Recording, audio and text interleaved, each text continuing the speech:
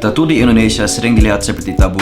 Sering dibilang orang bertattoo adalah kriminal, preman, atau gangster. Selain itu juga ada banyak alasan lain yang terkaitan dengan agama yang membuat tattoo jadi tabu. Atas dasar apa di antara mereka berkata demikian rupa? Agama atau apalah? But I trust Tuhan mulai umatnya bukan dari penampilannya, tapi dari hati. Don't judge me. Tapi bagaimana pendapat orang bertattoo sendiri? Apakah mereka merasa tidak dianggap sebagai manusia biasa? Dan apa pendapat mereka tentang gaya tattoo dalam zaman ini? Dalam episode ini, kita akan cari tahu kebenarannya. Apakah orang bertattoo benar preman, apa ini hanya fabel?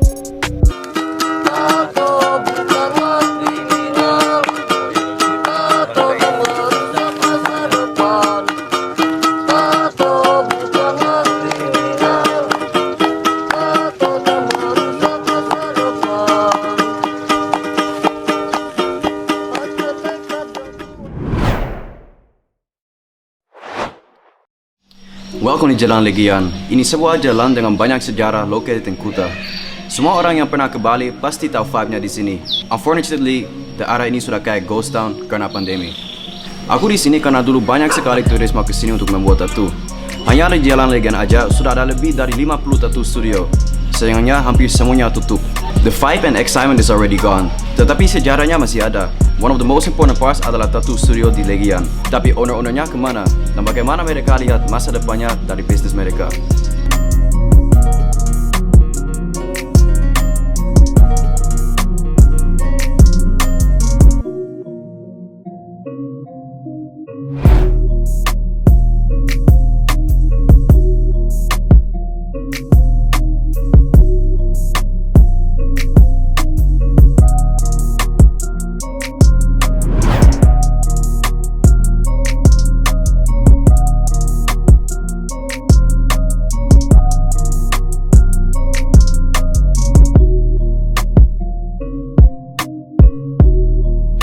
Ya,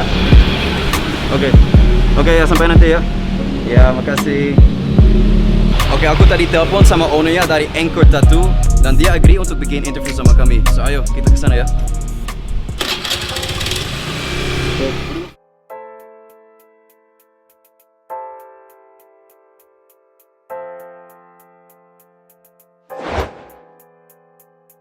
Salah satu teknik buatan tattoo adalah hand tapping. Teknik ini ditemukan sudah beberapa zaman lalu dari tribe-tribe di Pulau Mentawai dan Borneo. Dan ini sampai hari ini masih dipakai dan dihormati di seluruh dunia. Teknik ini digunakan dengan tulang ikan dan kayu. Tattoo Mentawai dianggap sebagai yang tertua di dunia.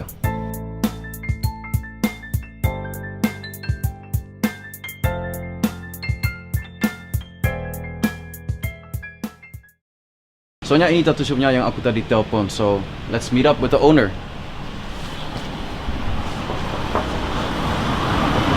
Hey bro, yes. Good, yeah. Daddy adalah salah satu artis tattoo di Jalan Legian.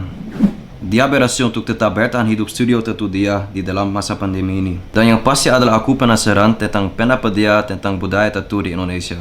Di Indonesia sudah tumbuh banyak subculture yang bergaya tattoo. Di zaman 90-an, kebanyakan subculture yang bertattoo adalah rockers dan punkers. Tapi di era milenial pun ada muncul subculture yang baru. Contoh, hipsters, rappers, barbers, artis atau skaters. Saya tattoo artis dari Bali, dari studio Anchor Tattoo Bali.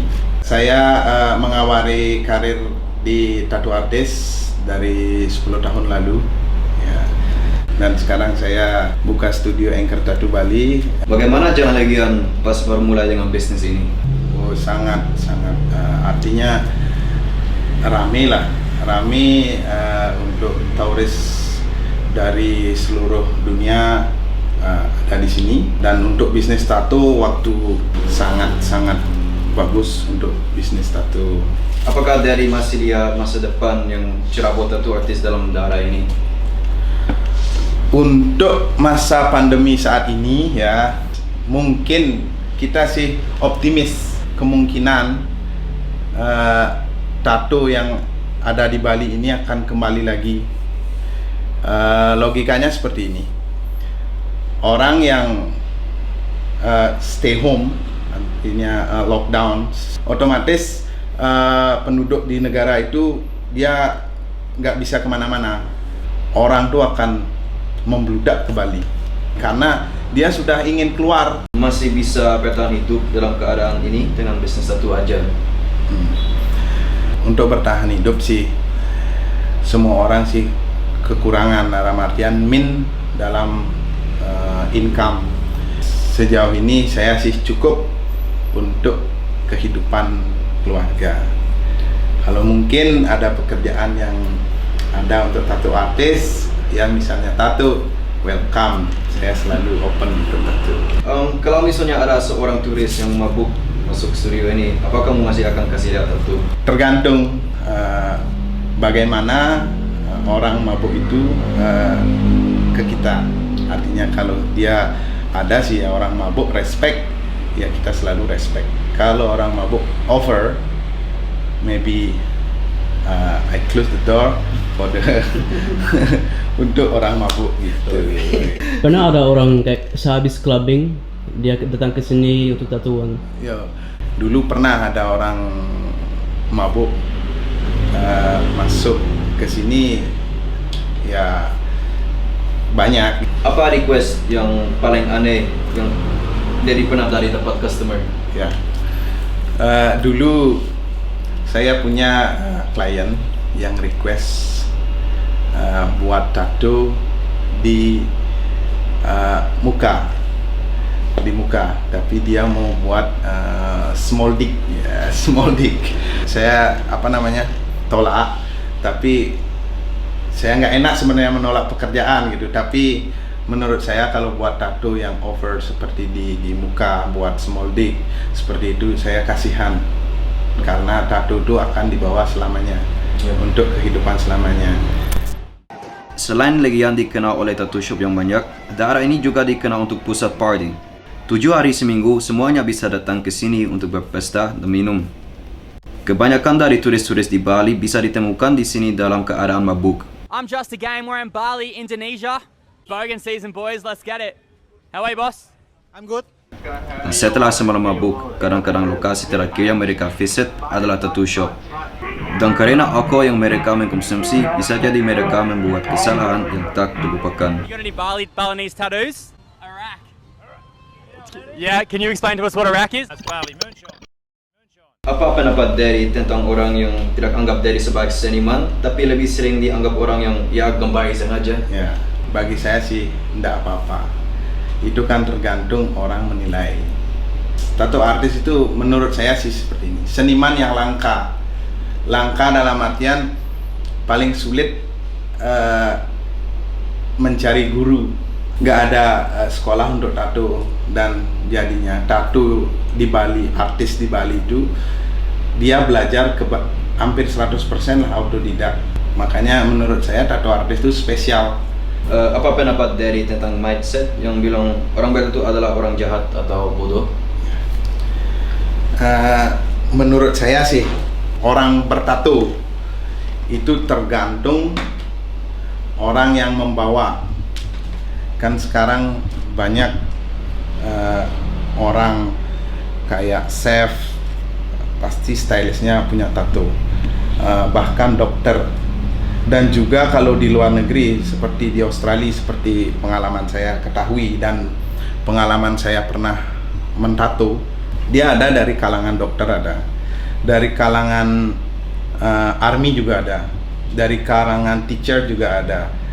Banyak kalangan di luar negeri itu sangat-sangat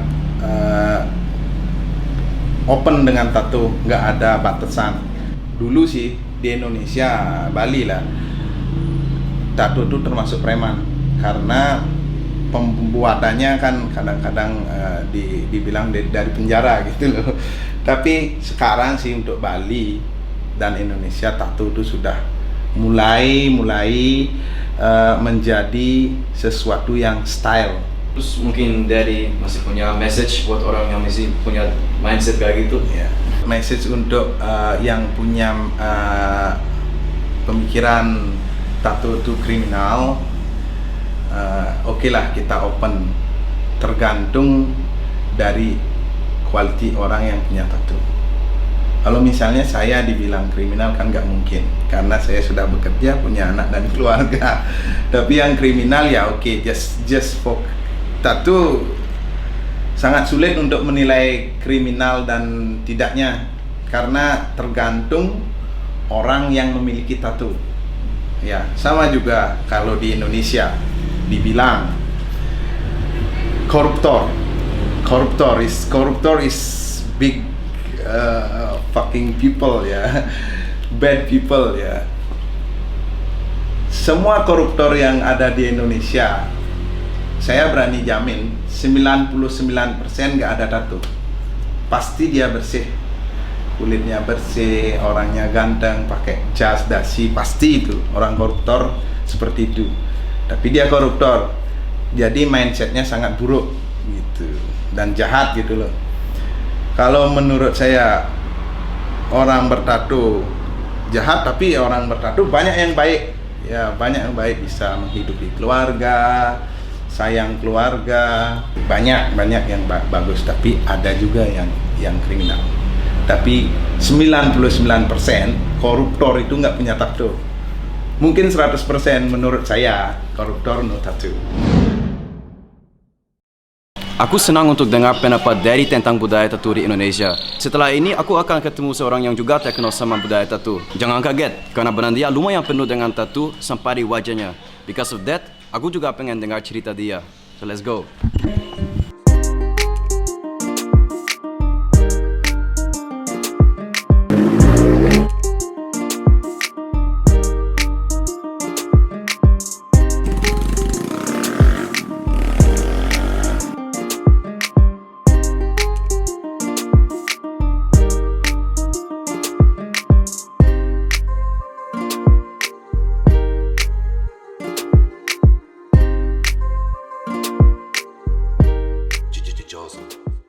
Chris berasal dari timur dan sudah lama tinggal di Bali. Dia dari kecil sudah punya banyak tattoo, juga di tangan, wajah, dan leher. Tetapi kata dia, tattoo itu tidak membuat dia menjadi orang jahat. Kemarin saya mau ke Finch, kan ada tamu dua yang ajak suami istri dari Australia, mau ajak sana, brother, come to Finch, I'm here man, we open bottle, something like that, seperti itulah. Ke sana, sampai di sana depan, ditahan sama penjaganya, kan ada yang tukar tiket tuh. Dia bilang, bro, sorry, can you read the warning, the rules? Saya coba baca, ada kan bahasa Inggris Indonesia. Jadi face tattoo nggak boleh masuk, men. Akhirnya aku panggil tamuku, aku SMS telepon kan. Bro, aku nggak bisa masuk, pengaruh face tattoo. Orang itu keluar. Kenapa? Ini temanku nggak boleh masuk, soalnya dia face tattoo itu udah rulesnya. Jadi aku langsung, bro, ayo aja kita ke different beach club in Seminyak. Akhirnya aku ajak dia ke Mississippi. Akhirnya di situ kita have fun lah. Fin Beach, come on man, change the rules man. This is Bali. Halo, apa kabar? Nama saya Chris. Saya berasal dari Flores dan sekarang saya ada di Pace Barbershop, Legian Street. Kalau saya suka tato karena ya, tato is art, tato seni. Jadi I like tato. Aku suka tato. Kamu umur berapa pas buat tato pertama? Umur berapa ya? Saya buat tato pertama sekitar umur 18. Iya. Itu tato yang mana? Yang ini, yang Cikanos ini. Yang tangan kiri ini. Iya, ini yang buat orang Malang nih. Ya. Pas di saat apa kamu memutuskan untuk buat tato di wajah? Lagi mabuk. Lagi mabuk aja ya. Lagi lihat-lihat, kayaknya bagus nih. Let me try, you know? Kamu mabuk, langsung jalan ke tato studio. Enggak, saya mabuk di tato studio. Jadi saya langsung buat tato di tato studio. Yang itu yang pertama tato yang mana? Di wajah. Di wajah. Which one ya? Oh, this one. Yang ini. See? Troublesome. Tapi kalian nggak bisa baca karena udah ditempel 2 kali nih. Nih. Nih. Oke. Ya. Apa reaksi orang pas lihat kamu di jalan? Tergantung ya dari orang. Kalau orang ada yang bilang itu bagus, ada yang kayak ilfil kayak ngelihatnya, tapi mereka nggak berbicara dari bahasa tubuh aja gitu loh. Ya. Apa judgement yang paling salah yang kamu pernah dapat? Nanti kalau judgement paling mereka bilang gini, nanti kamu tato, kamu mau kerja di mana kalau tato sampai di muka? Saya bilang udah terlanjur, mau bagaimana lagi? Iya. Orang sering mikir kamu juga orang gangster. Iya. Enggak semua sih. Beberapa orang yang pertama kali lihat, mungkin yang pertama kali di Bali, lebihnya turis-turis toh. Biasa baru pertama kali di Bali mungkin mereka berpikir begitu, padahal enggak. Itu bukan sebenarnya. Oke. Iya. Kamu tidak takut kalau kapan-kapan pengen mencari kerja di kantor? Tidak takut sih, karena nggak ada impian untuk bekerja di kantor, brother. Untuk saya nggak ada niat untuk mau bekerja di kantor sih. Itu sudah 100%. Ya of course. Kenapa? Karena ya udah terlanjur saya, udah terlanjur seperti begini. Jadi tidak bisa di kantor mana aja nggak ada yang mau terima. Mungkin kalau mungkin ya satu saat ke luar negeri mungkin bisa kerja ya yang di mana gitu. Kalau untuk Indonesia kita sendiri ya, kamu tahu, tato orang bilang kriminal. Jadi jangan judge tato seperti begitu. Tato itu adalah seni. Jangan pernah berkata kalau tato itu adalah kriminal. Mungkin tahun 80-an, 90-an kalian bisa begitu, tapi sekarang tidak. Tato adalah seni. Apakah kamu punya pesan para orang yang punya kesan salah pada orang yang bertato? Kesan salah kepada orang yang bertato, pesannya ya itulah tadi, don't judge people by its cover.